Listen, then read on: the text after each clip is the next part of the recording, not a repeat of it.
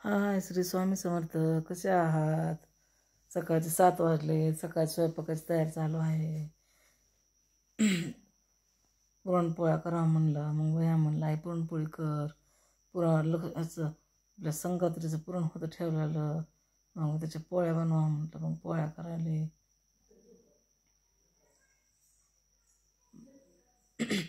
जोईला पण खूप छान पोळ्या आवडतात. ओईला तूप पोळी दिली खायला. ओईनं खाल्ली. मग थोडी तोडून तुपण पोळी मस्तपैकी पुरणाच्या पोळ्याचा बेदने ठरवला होता. असं शनिवार असल्यामुळं त्यांना बी उपवास असल्यामुळं पुरणपोळ्या केल्या. नंतर घरातलं हे सगळं गहाण झालेलं घर स्वच्छ करण्यासाठी सगळं असा राडा खाली टाकला होता मी. किचन टॉपला सगळं भांडे हे सगळं गोळा करून एका ठिकाणी असं ढीग लावला. पुन्हा एक सगळं खरकटं पाणी काढून बाजूला ठेवलं. भांडे घासून घ्यावं म्हणलं. मग ते घरातलं सगळं ते भांडे उचलून वर घेतले. सगळे इकडच्या रूममधले सगळं ते गोधडे ओळीनं सुकीली होती. ती गोधडे उन्हाळ्याला नेऊन टाकायचे. ते उन्हाळ्याला नेऊन टाकले गोधडे. पुन्हा घर स्वच्छ साफ झाडून घेतलं. आणि नंतर सगळा कचरा गोळा करून सगळं कानेकोपरे स्वच्छ झाडून घेतले. शिगडीच्या खाली बी खूप घाण झालं होतं. मग शिगडीच्या खालचा कचरा काढला.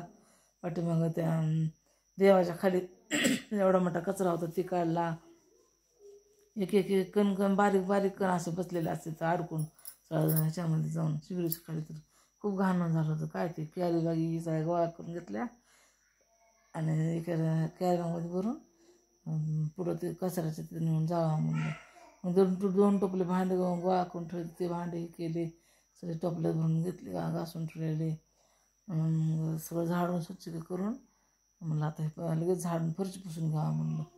मग आता हे काय कचरा सगळा गोळा केला. किती कचरा निघाला बघा. हे असं दररोज 2 टाईम एवढं स्वच्छ घर करून ते होते. पुन्हा किचन वाटा सगळा साफ करून घेतला आहे. आधी सगळा कचरा काढून घेतला. धुवून घेतला वाटा वरच्यावरी. पुन्हा अर्ध्याच्यातून मग पाणी काढून हे आपलं हे स्वच्छ केलं. ते गॅस दररोज एवढा घाण होतं ना. स्वच्छ 2 टाईम स्वच्छ करावं लागतं त्याला.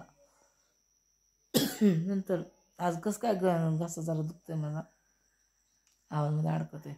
मग स्वच्छ गॅस घासून घेतला. मध्येच हे सगळे भांडे नीट स्वच्छ घासून ठेवले नीट. आवरलं सगळं. असे इकडच्या रूममधलं घेतलं होतं सकाळी आवरून. तरी पण डबल आणि कचरा पडतोच. हे काय कपडे मिशनवर बाय टाकतोय. टावेल वाळू घालत नाही. तरी खूप स्वच्छ घेतं. मग तिच्या आजोबा वरची कॅच करू लागली. जीव लागली. तिला खूप मजा वाटत होती. ओवीला मोठमोठ्याने हसू लागली. बाबा अजून मला वर फेका असं म्हणत होती. मग तिकडं झाडून आल्यानंतर इथलं हे सगळं केर भरून घेतला. तिकडची रूम स्वच्छ करून इथलीच रूम सगळी स्वच्छ केली. कचरा भरला. नंतर मग ते कॅरी बॅगमध्ये सगळं कचरा गोळा करून भरला. किचन वाटा सगळा स्वच्छ साफ करून झाल्यावर बेसिक खूप घाण झालं होतं. ते सगळं खरडून काढलं त्यानं. बरी किचन वाटावर कॅरी बॅगमध्ये कचरा बनतो ते काढला. त्या बेसिंगच्या बोळामध्ये कचरा बसते अडकून तिकडून काढला. बघा कसं किती स्वच्छ होतं. एकदा घर स्वच्छ केलं. किचन वाटा साफ केला की स्वच्छ दिसतंय. सगळं चमचमकते किचन वाटा. नाहीतर ते घाण तसं ठेवलं की असं उभं पण राहा वाटत नाही. जिथं तिथं जर वस्तू ठेवली तरच घर चांगलं दिसते. काय बघा फ्रीज सगळं साफ केलं. 2 दिवसाला फ्रीज साफ केलं तरच चांगलं राहते. नाहीतर जर चिकटपणा असा तेलाचा थरेंत असते. हे भांडे सगळे पुसून भांडे लावले. हे काय माझे मिस्टर देवाची दररोज पूजा न चुकता करते. त्यांना खूप देवाची पूजा करायला आवडते. बघा किती छान देवाची पूजा केली. एक देवा सुद्धा आजूबाजूला होत नाही. ओवी सगळे देव घेते आणि भुईला ठेवते. मी काय त्यांनी त्या उचलून हाती ठेवला. त्या हाती बाहेर न्यायला लागते. उचलून ते आणून ठेवला. मग त्यांनी मग त्यांना खूप देवाचा नाद आहे. भजन कीर्तनाचा नाद आहे. घरात सगळे माळकरी असल्यामुळं असं देव करते सगळे. मग स्वच्छ भांडे घासून ते पालती घातले. डबे पुसून घेतले वरचे. आता संगताच्या बाया घरी येतात म्हणलं. घर स्वच्छ केलं की सगळं मन प्रसन्न वाटते. घर घाण दिसलं काय मग ते वेगळंच वाटते. मग आम्ही जेवायला त्यांना शनिवार होता. मग त्यांना पण ताट वाढून घेतलं होतं. त्यांना पण वाढलं ताट. हे काय बघा हो का. नंतर मला पण एक ताट वाढून घेतलं. थोडा भात केला. आमटी थोडी केली.